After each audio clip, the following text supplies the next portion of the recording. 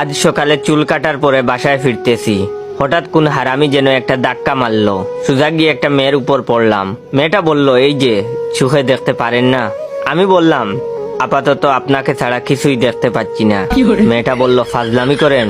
আমি বললাম, আপনি আমার বউ না বেআইন লাগেন যে আপনার সাথে ফাজলামি করব? মেয়েটা বলল, স্টুপিড একটা। আমি বললাম, আমার মাও তাই বলে। মেয়েটা বলল, অমন হাঁ করে কি দেখছেন? আমি বললাম, দেখছি না, ভাবছি। মেয়েটা বলল, মানে?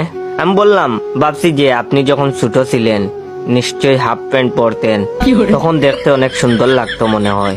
মেয়েটা বলল, সি, অসভ্য কোথাকার। আমি বললাম, আমার বান্ধবীরাও তাই বলে। মেয়েটা বলল, উফ, বিরক্তিকর। আমি বললাম, আমার ছোট ভাইও তাই বলে। এবার মেয়েটা বলল, ইস, আপনি যে কি না। আমি বললাম, কি?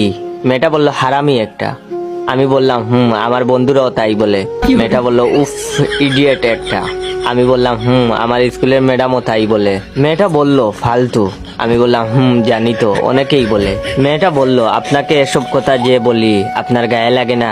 আমি বললাম, না, শুনতে শুনতে অভ্যাস হয়ে গেছে।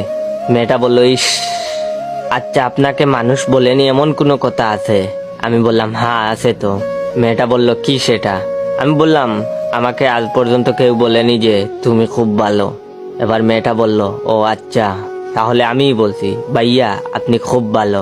কথাটা বলার সাথে সাথে মেয়েটার গালে তাস কইরা একটা থাপ্পড় মারলাম আর বললাম, হারামজাদি, আমি যদি ভালো ছেলেই হয়ে থাকি তাহলে হুদাই এতক্ষণ বকা দিলি কেন?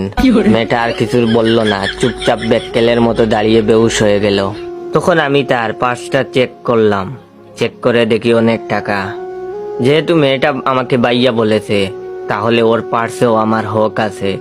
তাই আমি টাকাগুলো আমার পকেটে ঢুকিয়ে আস্তে আস্তে করে ভদ্র ছেলের মতো আমার বাসায় চলে আসলাম।